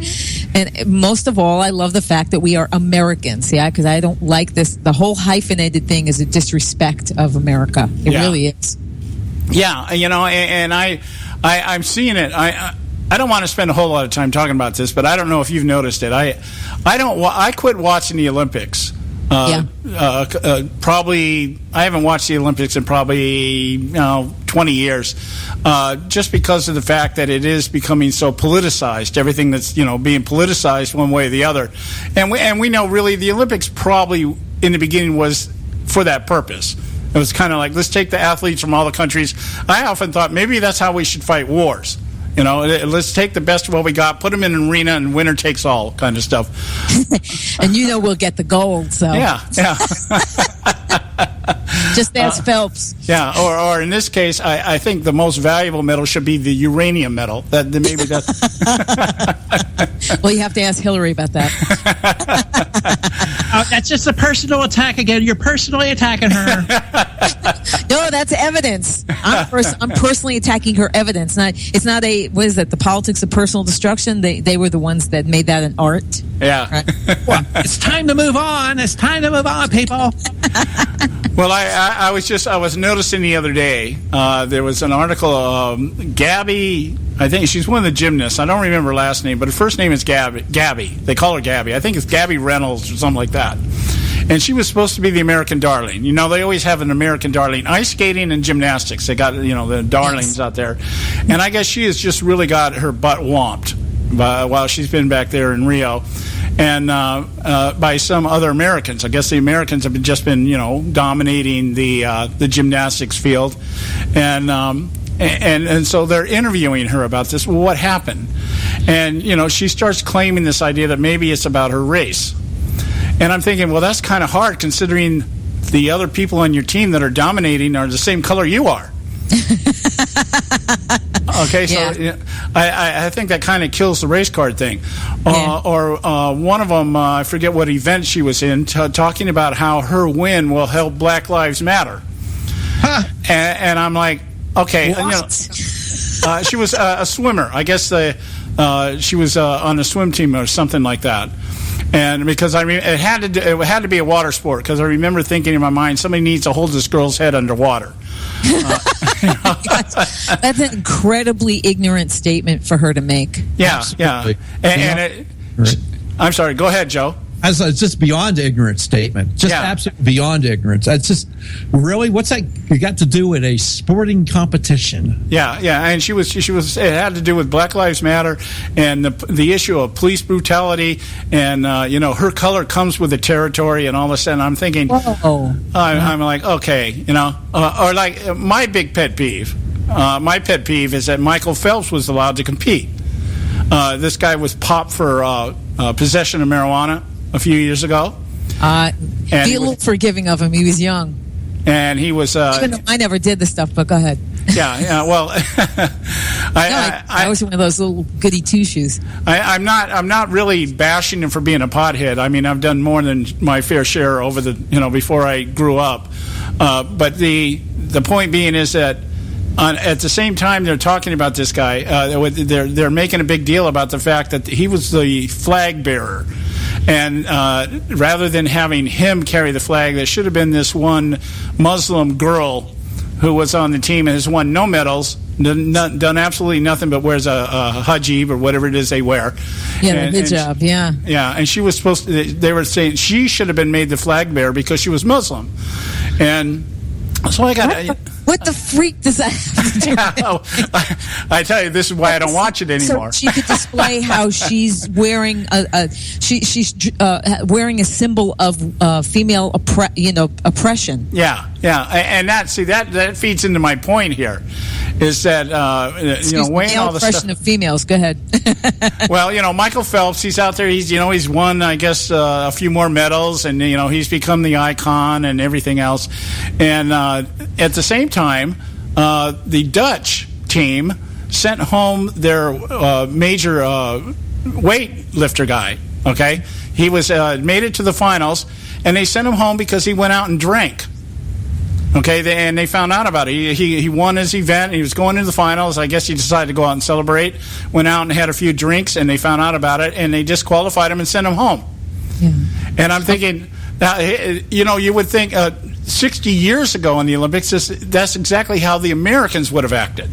You're not representing the country the right way. Did Phelps do it while he was at the Olympics? Yeah. So now it's like, okay. No. I thought the point you were making was the fact that why was Phelps there, because he did pot, but he didn't do it. Did he do it at the Olympics? No. No, that's not the point. It's that in days past, anybody in the Olympics that did something that was detrimental to the image of the Olympics would have had their stuff yanked. For instance, I just told you about these two black young girls out there who are claiming that racism has something to do with their one winning, two losing. But what happened when Jesse Owens and those guys held the black power fists up there? There was some serious repercussions for that. Yeah. And so we no longer put any honor into that kind of thing when we say, okay, the idea of going to the Olympics and competing, and let's leave the politics out of it, although it's always been about politics, but it's a different brand of politics. Well, let's use it to advance the liberal agenda. Well, that's it. Yeah. You had to know that with the Olympic Committee. Yeah. It's all, and if they could, they'd try to cheat us out of our medals. Believe you me, they would. Yeah. but like I said, maybe they can get Hillary to trade it for some uranium. I don't know. Well, you have to talk to Putin about that. I don't. Okay. All right, let's move on. Let's move on. I spent about 5 minutes more on that than I probably should have. But talking about Donald Trump's speech yesterday, and Joe and I are in agreement, if Trump, and I think he's doing this, I think he's really getting on message, and he's out there now every day, almost every day out there giving some kind of speech. He's about to make another speech, as a matter of fact, yeah. Exactly. Well, he's going to do another speech tonight, and he's going to have a basic town hall meeting while Hillary Clinton is off in her bubble being protected, probably getting some blood transfusions. Yeah. Like that, or I swear it is really, I put up an image, a Getty image. It's really looking like a weekend at Bernie's, because I don't know if you saw that, but check it out on Twitter, the image that I found, a Getty image of her. She's standing like, it looks like on a soapbox, but one of the Secret Service one of the Secret Service agents is holding her hand, her elbow, and propping her up. And I'm like, what is that? Yeah. And it's incredible. It does look like Weekend at Bernie's, and I wouldn't be surprised, because she's it for them right now. Well, we talked about this in the first hour briefly about somebody put a video out there on social media, and I just happened to run across it today, which I had never really given put a whole lot of stock into it. But pictures of her being helped up the stairs. Joe Biden at the rally yesterday had to help her out of her chair. The Secret Service agent that you're talking about is not a Secret Service agent. He's her doctor. Oh, yeah. No, this was a Secret Service. Okay. Yeah, but that one is a doctor. And since when does a doctor start telling the Secret Service what to do? Yeah, and there's supposed to be some photograph of him carrying some kind of injector. I can answer that one, Audrey. When they get put on the Hillary Clinton detail, that's when that happens. And you know how it is when you're a secret agent on the Hillary Clinton detail is if you don't follow orders, you end up dead. Yeah, well. You get screamed at, you get told to go F off, and then and that's just in the, hey, how you doing this morning routine. Yeah. That's her. Yeah, from what I understand. But, well, just aside here, what do you think about the DNC staffers that, kind of bought the farm? The list is long, and on that list, look like what the Clintons' past has looked like. Yeah, well, I think on that list there's like 17 Secret Service agents that have been involved with the Clintons over the years are gone. 17 of them. You mean gone as in dead? Dead? Really? Yeah. Not. Were they writing a memoir at that time? Just curious. Yeah, I years ago when I first started out on radio and I was really into the conspiracy stuff, and somebody sent me a list of all the people that have died associated with the Clintons, and I don't float it out here very much because just because of the conspiracy thing, I don't really like to get tagged into that category. But there's 17 Secret Service agents over the years, and many of them, some of them, more than a few of them, were tied in with Bill Clinton during some of his sexual encounters, and they were witness to it, and all of a sudden they're gone, that kind of stuff. It just makes you think. It just makes you, I'm the same way. I don't want to get involved. I don't want to be tagged as a conspiratorialist. But you have to, when you have all this evidence that keeps mounting up, it makes you wonder. Well, that is funny. It's like what Limbaugh said the other day. How many people do you know have died a violent death? In your life, how many people do you know have had that? And it happens all the time in Bill and Hillary's circles. Yeah. And I think the most current list, if we leave off the Benghazi folks, if we leave off the Ambassador Stevens and the 3 SEALs that died over there, if we leave those off, I think the list is somewhere around 37 total. The list the last list that I got, wow. And these are lawyers, associates. Women that were involved with Clinton, supposedly alleged involved with him in sexual encounters and stuff like that. My favorite one is the one of the women that apparently were in the process was going to be one of the. It was around the Paula Jones era. Was going to come out and talk about being molested or being attacked by Bill Clinton, and ended up with they ruled it a suicide with a gunshot wound to the back of her head. Oh my God! What? I just caught that. Nobody questioned it. It's like how do you self-inflict to the back of your head? That kind of stuff. That kind of stuff. Anyway, it's out there, but I don't know. I've been telling Joe, I don't know why I've got Clinton on my mind today. I just can't I can't shake her out of my head. She's in your brain rent-free today. Yeah, she's there, and that scares the hell out of me. It should scare you because Jeb Bush left it. That could be. Jeb is just too boring now. I don't even want to talk about him anymore.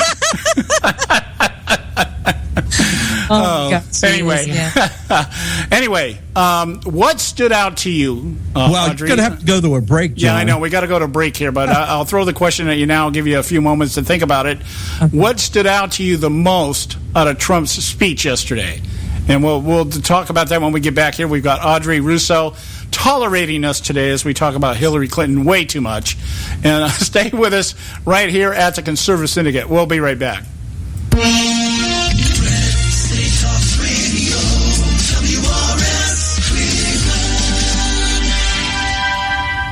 Hey, I'll make you a deal. Give me 60 seconds, and I'll give you directions to the Fountain of Youth. Okay, I'm joking. Well, kind of joking. No fountains, but youth, I got Nature's Youth and their premier anti-aging product, Nature's Youth RSF. With your sensible diet and exercise plan, Nature's Youth RSF can help you look and feel better. RSF is an all-natural amino acid supplement that supports your body to naturally increase HGH levels without any synthetic hormones. And elevated HGH levels can contribute to increased energy, improved libido, reduced body fat, and improved exercise capacity. Let's be honest, who doesn't want to look and feel younger? Visit the newly designed website at naturesyouth.com or call 800-333-6923. That's 800-333-6923, and like them on Facebook, and you'll be included in contests and exclusive offers. What a deal. Oh, speaking of deals, my time's about up. 800-333-6923 or naturesyouth.com. Who needs a fountain anyway? Call today.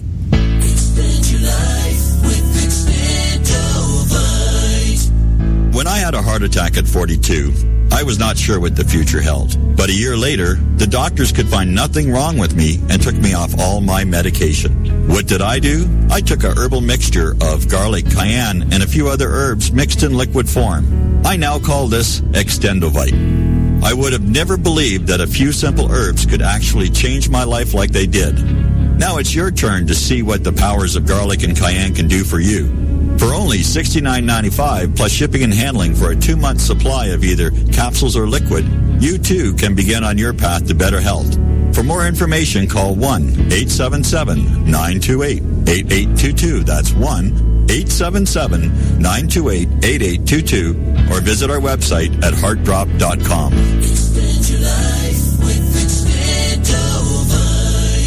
I've owned my company for 14 years now, and I can tell you that payroll is a 4-letter word. I hate doing it. It eats up hours I don't have, and it costs me money I could be saving. But my accountant's too expensive, and I'm not sure who to call. But I know I need help. We're Paychex, and we take all the hassles out of small business payroll. We save you time and money. It's easy. Call, fax, or give us your payroll information securely online, and we take care of the rest. We calculate the correct taxes, manage payments and direct deposits. We even send out your checks. Payroll doesn't need to be a 4-letter word anymore. We're so sure that we can save you time and money that we'll give you a month's payroll free. Just for calling 877-663-3830. Get 1 month's payroll for free. Call Paychex right now.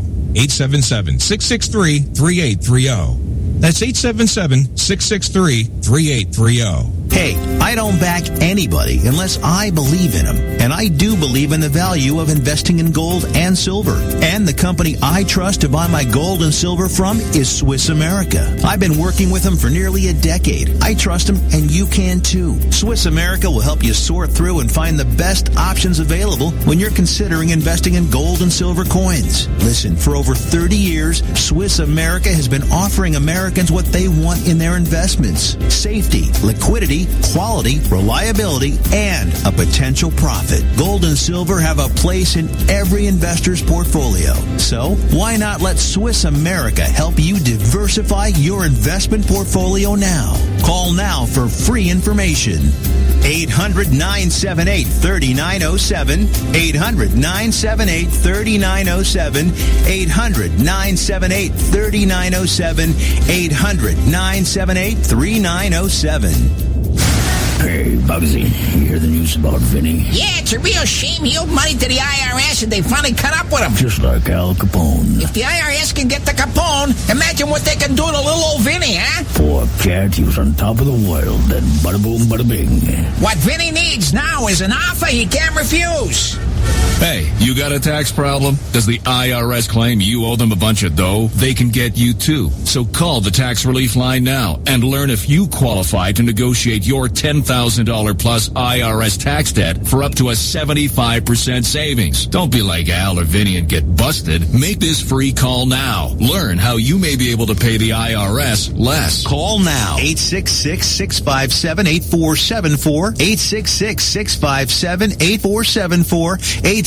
866-657-8474. 866-657-8474. And we are back.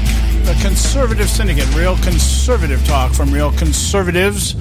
I'm your host, John Matthews, along with Joe Hakos. Just a quick reminder here, we want to encourage you, visit our website, theconservativesyndicate.net. You can pick up this show, any of our shows, find out anything you want to know about our show, the people that appear on our panel, what we do, why we do it. Theconservativesyndicate.net. We've got Audrey Russo from Real Talk Radio doing her weekly contribution with us. And the question I had posed to you, Audrey, just before the break is, what stood out to you the most with Trump's speech on terrorism yesterday? Well, I'd say first it would be he stated the empirical evidence, especially concerning Obama and Hillary Clinton. He's correct. The rise of ISIS is the direct result of policy decisions by both of them, because it's not just Obama, it's Hillary as well. And then he laid things out brilliantly. I feel it was the evidence is overwhelming, and he pointed out. But another thing that he said that I have not heard any presidential candidate ever say is, he said, if I become president, the era of nation building will be ended. And I say amen. And I'll say why I say that.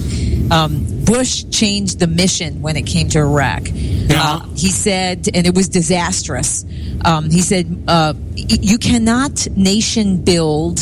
And we're talking about a democracy. You want it to become a democracy. You can't have that with Islam. Muslim countries are ruled by Sharia law. This is not Japan, okay? That became a democracy. But these countries are ruled by Islamic law, and they're incompatible with democracy. So you cannot nation build there. I mean, the guys that are on the ground there that were trying to help build that saw those. One is a regular on my show, Carl Higbee. He knows you cannot nation build in Islamic countries. He understands that. And that has to end, because we have to. What happened? How many more? I don't want to think how many more died. How many more troops died because the mission changed? I don't know. Only God knows. Yeah. Well, that's an interesting point, because one of the things I have believed, that I believe now, I didn't believe this before, but we all eventually grow up if we go out and seek and search for the truth out there. The Bush family has been in the nation building business for decades. I mean, it started back with Prescott Bush and Woodrow Wilson with the League of Nations. George Bush Sr., as the CIA, basically made his millions as in fronts in third world banana republics, setting up as an oil company so that they could go in and do covert regime changes and stuff like that. People don't know this about them.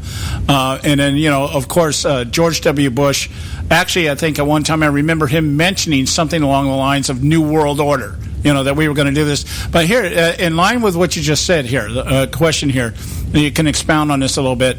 I find it interesting that the word that I keep hearing from people on the left and the right is the word democracy. We're out there trying to establish democracies. When did it become the objective of a republic to go out and create democracies? Well, a republic is a form of democracy. It's not a democracy like you have, of course, in Europe. Well, definitely not that. But and so we're run differently. But we are pro democratic, and we not Democrat. Democrat. Right. I get you. You know, I hate when people. I have to say this. I hate when people say the Democratic Party. It's the Democrat Party, not Democratic. My gosh. Yeah. I just think it's kind of almost condescending to project this idea that what we're going to do is we're going to take something that maybe right now exists as a dictatorship, some type of tyrannical dictatorship, and we'll just take it up a notch and we'll just make it a democracy.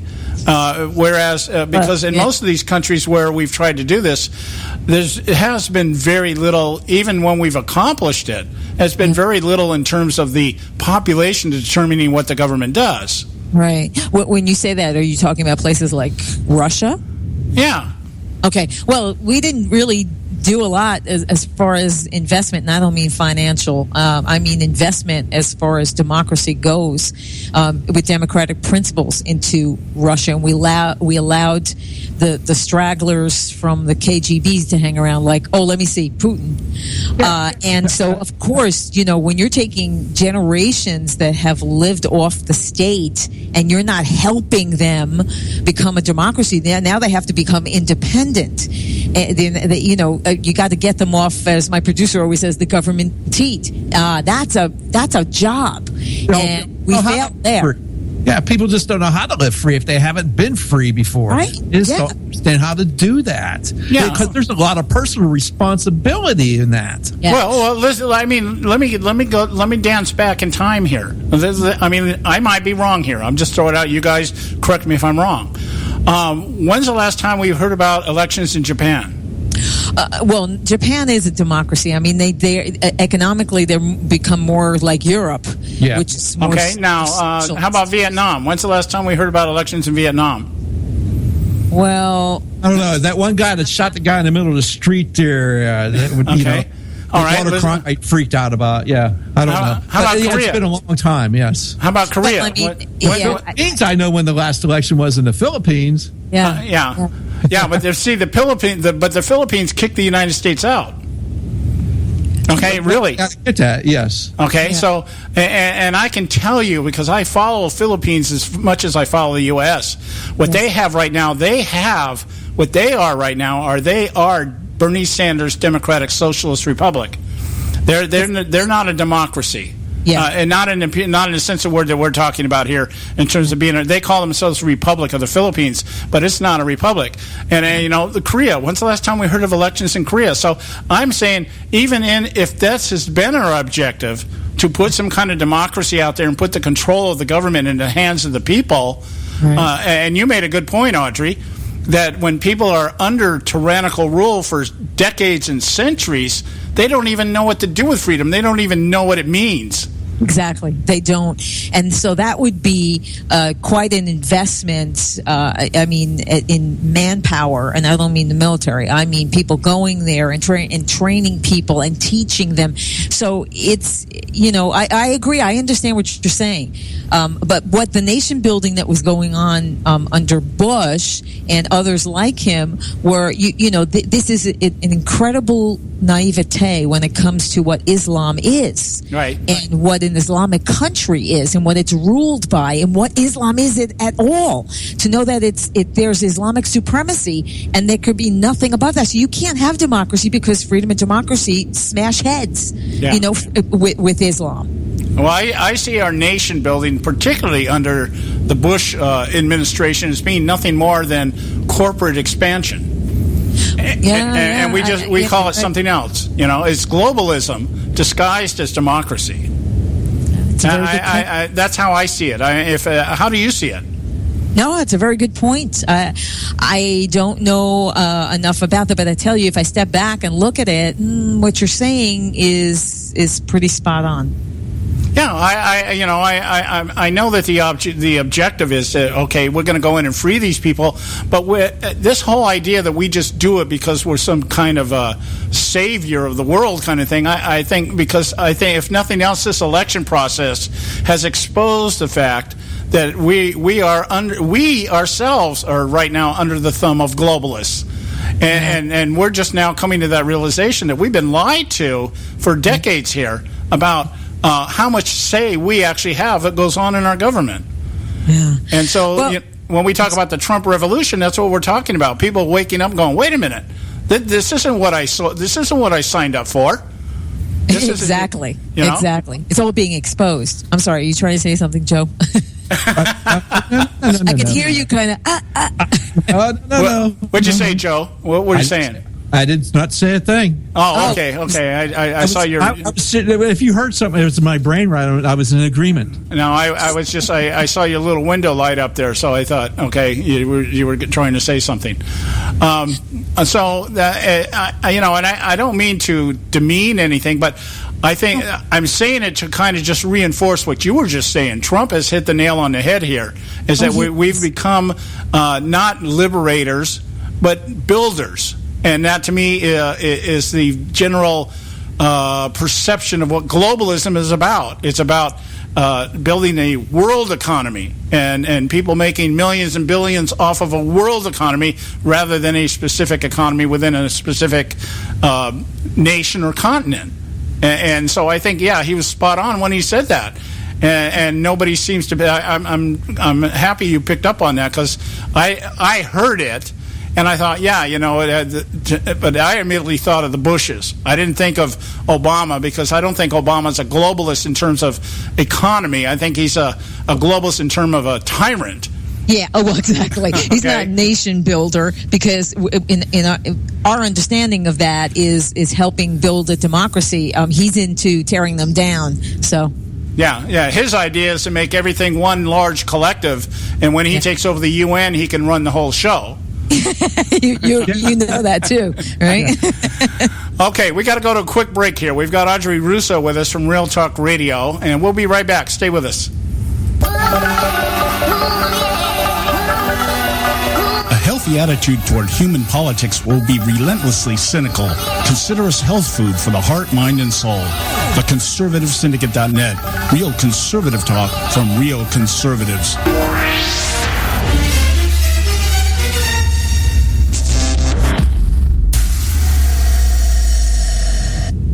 Folks, if you're like me, you don't place a whole lot of trust in today's media for the real truth and facts regarding the volatile world of finance and politics.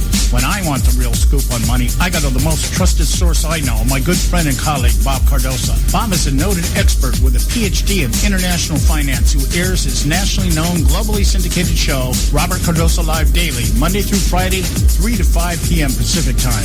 With Bob, you get the right information at the right time from someone who knows his business and can help you make the right decisions concerning yours. Again, Bob airs daily, Monday through Friday, 3 to 5 p.m. Pacific Time. Visit his website at robertcardosalive.com for information regarding stations and topics. That's robertcardosalive.com. Check Bob out. You'll be glad you did.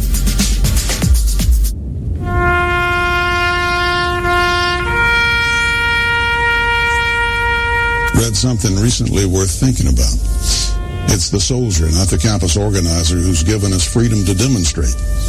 It's the soldier, not the reporter, who's given us freedom of the press.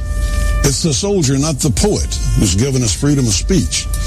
It's the soldier who serves under the flag, who defends the protesters' right to burn the flag. Isn't it time now to demonstrate that we support our troops?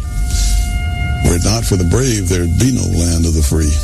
Fred Thompson's message was brought to you by citizensunited.org.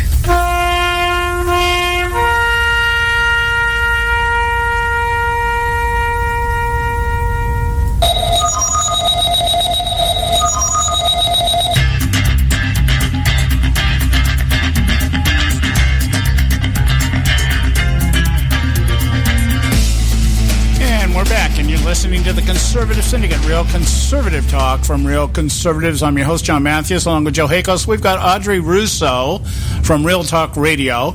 You can catch her show every Thursday at audreyrusso.com. And I believe we have a link up on our website, the Conservative Syndicate now. If you go down there and check the bio, the panel members, I think I've got a link there. Yeah, I do.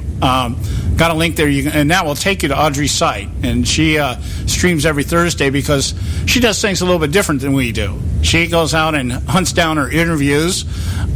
We let them come to us. She goes out and finds them. We let people come to us. We're different way of doing things. Like pioneers, okay? Yeah. Find your spirit. Yeah, she's out there in the trenches actually doing things like that. That was a lie, by the way, because I'm a real city girl. So, well, I'm trying. My big thing here, I'm trying to score an interview with Carol Swain out of Vanderbilt University. When I saw her in Dinesh D'Souza's film, Hillary's America, this woman just fascinated me, and I'm trying. So I've not been able to get somebody to respond, but I'm just going to keep hammering it. Maybe that's why I don't do it more.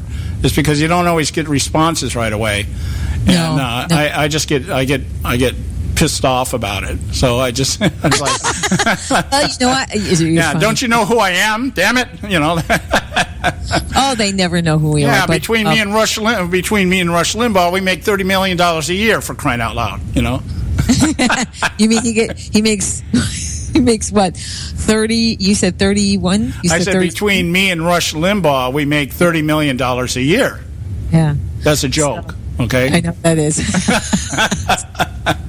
And not because you don't deserve it. It's just because I'm pretty sure he makes the $30 million. Yeah, he makes the $30 million. I just yes, I know. I just dream about it. So anyway, back to this thing with Trump. I thought my big thing with Trump was when he got into talking about the vetting. The two things: the idea that we have to approach this from an ideological standpoint. We've got to get back into talking about American exceptionalism and republicanism and the things that make the country great. And the other issue was explaining how he would deal with immigration. I thought those two things stood out to me. And I just thought, this is a very articulate argument. I'm wondering how this is going to sound on the debate stage with Hillary Clinton. What do you think? It's going to sound good. He's going to be ready. Believe you me, he's going to be ready. And he's ready with the evidence when it comes to her, because she's got, remember something, he is not a politician. So she's got nothing on him, nothing. See how they're jumping on his statements like white on rice, and it's absurd and it's ridiculous. Well, he's got all the evidence. Yeah. It's incredible. I mean, years worth of evidence against her. So I think it's going to be great. I can't wait for the debates. I really can't. Yeah, it's not going to work for him to say, you did this and you did this and this is what's going on, and she's going to come back and say, yeah, but you think we should ban all Muslims. Yeah, well, he's going to be ready for those kinds of statements. Yeah.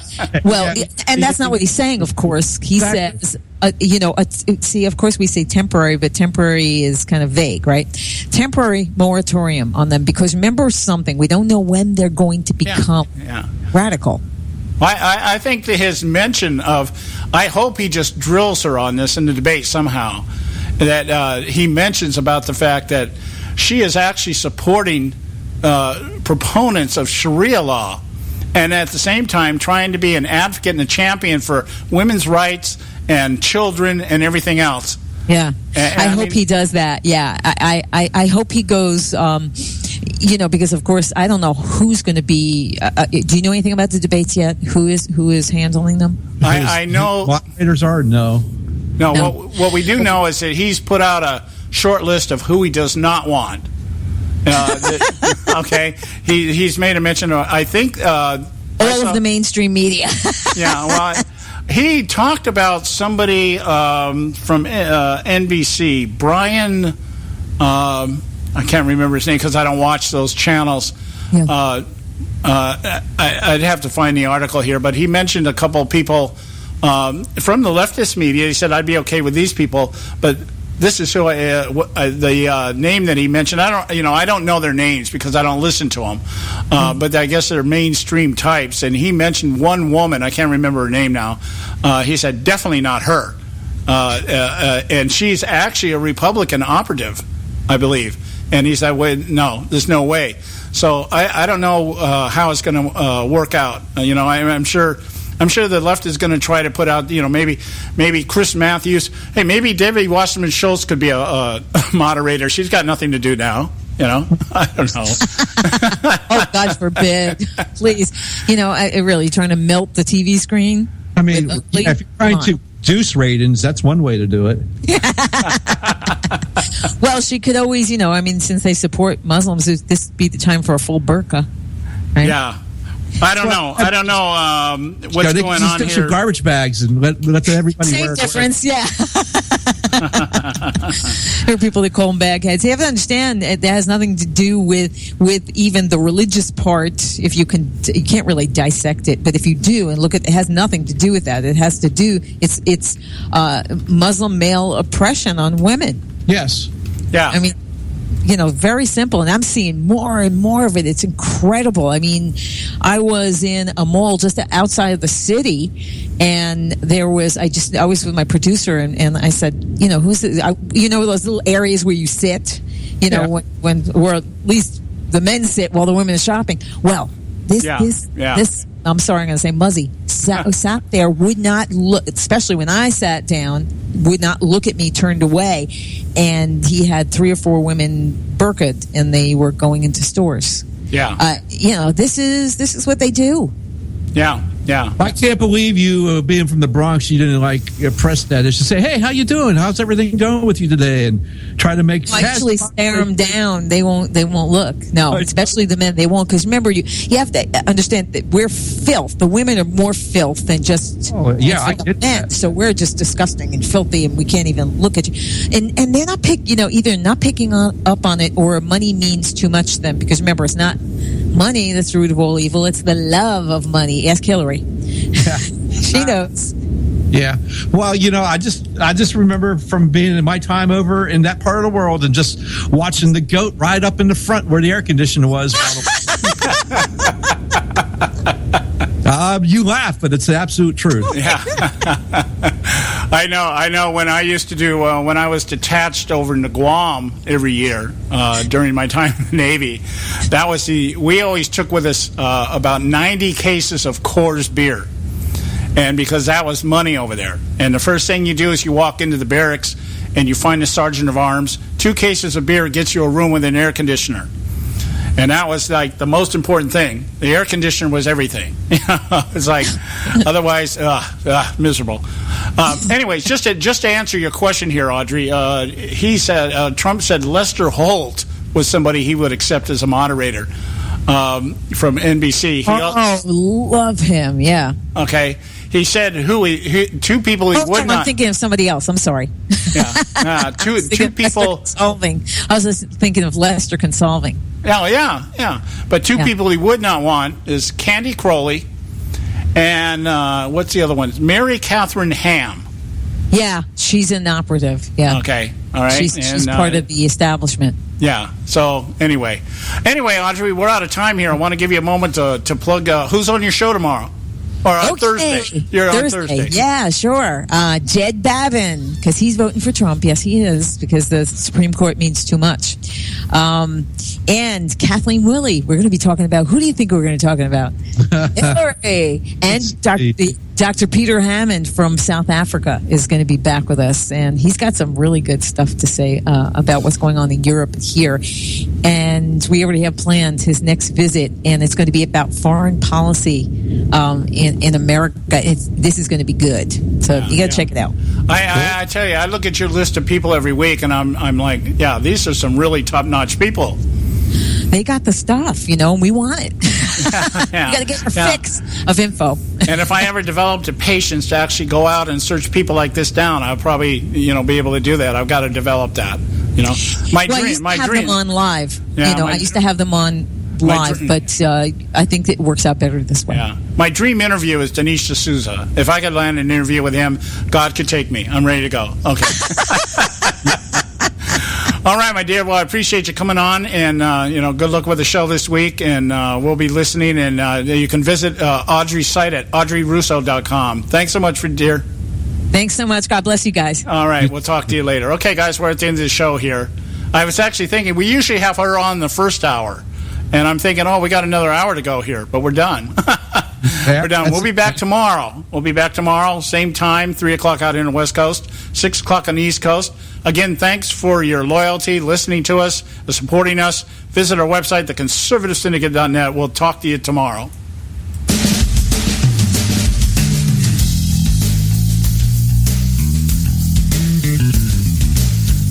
Thanks for tuning in to this edition of the Conservative Syndicate, the nationally acclaimed, globally syndicated, politically incorrect talk show that seeks to tear down the imaginary wall of separation between church and state. We want to make you aware you can find and access all our show archives at our website, theconservativesyndicate.net, as well as our broadcast stations and times. That's theconservativesyndicate.net. We so appreciate you taking the time to tune in, and we so look forward to continuing to bring you the best in uncompromised talk radio available on the net today. And remember, folks, it doesn't matter how many times you get knocked down in life. It only matters how many times you get up. I'm John Matthews, along with Joe Hako, signing off until next time right here at the Conservative Syndicate. God bless you, and may God continue to bless America.